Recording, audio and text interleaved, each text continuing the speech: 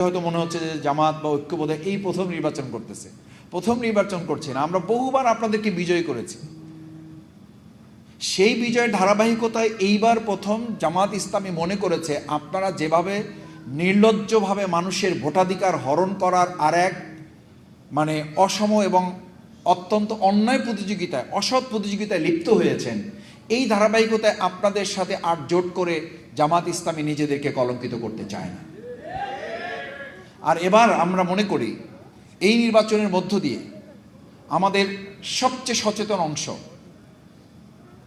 যে আইনজীবী অঙ্গনে এক সময় বলা হতো যে আইনজীবী অঙ্গন হচ্ছে দেশের শেষ ঠিকানা, যেখানে মানুষ তার আইনের শাসন এবং বিচারের আশ্বাস পাওয়ার একদম শেষ ধাপ হচ্ছে এটা। সেই শেষ ধাপে যখন কেউ অন্যায় এবং অত্যাচার জুলুমে রাজত্ব কায়েম করে, তখন বুঝতে হয় তাদের পতনের জন্য 17 বছর অপেক্ষা করা লাগবে না, হয়তো 17 মাসই তাদের জন্য যথেষ্ট হবে।